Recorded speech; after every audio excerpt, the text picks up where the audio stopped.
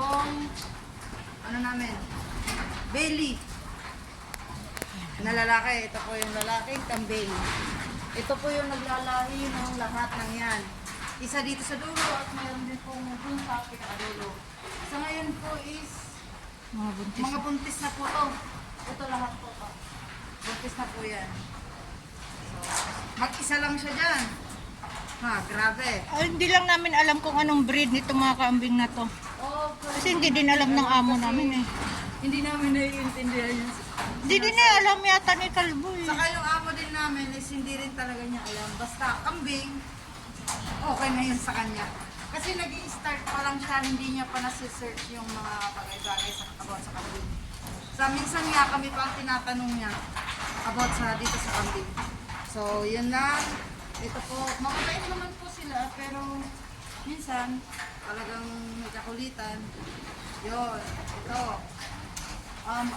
Sa ngayon, ang pinapakain sa kanila is yung feeds pa rin.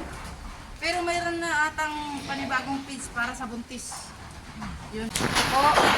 Sa ngayon, nagpapalahi pa lang po kami ng mga kambing, sabi ng amo namin. Kasi ang purpose nito is hindi ito bibenta. Meat production daw to. Dito kakatayin, tapos i-deliver sa ano nila. May contact na sila about sa mga ganyan meat. Kakatayin lang talaga to. So ngayon nagpapalahi pa lang po sila. So sa susunod, aanuhin na to kakatayin. So yun. Yun lamang po. Yan. Ito yung nanay na hanggang ngayon, ano siya, yung walang gatas, yung dalawang anak niya yun. Yung nakadede na naman sa ibang nanay. Yan, dumidede na naman sa ibang nanay. Kasi yung, ito kasing kambing na to is nakunan, di ba? Nakunan kasi to kasi nalabog yung pinahabol-habol sa amin. Kasi dahil doon na pinapalipat-lipat yung mga kambing na galing doon sa dulo. Ayan. Yung mga cage kasi niya, may mga laman yan. Oh, yan Tapos siya. linipat na Kaya pinadede namin dyan yung dalawa. Ayan. Kasi yung mama nila is walang gatas. Yan sila, oh. Dumidede na siya. Hindi siya didede pag ano. Walang bantay. Walang bantay. Ayaw niya magpadede. Oh, ayan siya. Nalabog kasi yan. Pero yung anak niya is ang ganda sana, babae. Tapos, Kung ano yung kulay niya. yung problema doon is immature talaga siya. Kompleto na siya lahat. Yung kuko na lang niya, yun lang ang difference is puting-puti pa. Ang ganda sana ng kulay. Ayan. Dito tayo sa taas. Dito yung mga kambing na galing doon. Na tinitrain na sila. Malapit na silang ihihiwalay. Tinitrain na ni Kalbo na anuhin. Ayan. Ayan sila. Ayan o. Yun. Ayan sila guys. Ayan. Ayan. Ano lang yan eh. Diyan lang dadaan yan lang dyan kasi nandun pa yung nanay nila. Ayan. Ayan mga kambing natin guys. Mga kakambing. Nandito na naman sa labas. Naggumagala na naman. Minsan kasi pinapagala din nito yung mga kambing dito. Ayan. Kahit medyo maulan, ayan, sila ay nagsilabasan sa kulungan nila. Ayan. Pero ito lang naman yung mga ano, yung bagong nahiwalayan ng mga anak, yun. Yun lang naman sila. Pero yung iba nasa ano lang, binuksan lang kasi yung pinto, kaya yung pintuan nila. Kaya sila ay lumalabas. Ayan. Kumakain ng mga ano,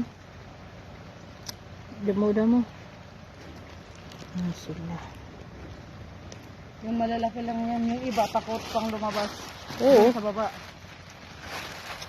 Ayan sila. Minsan nga guys, pupunta na nga mga kakambing. Pupunta dito sila sa mga ano, dito sa bubong. Tatakbuhan sa bubong. Yan, mayroon kasi silang doon pwedeng aakyatan eh.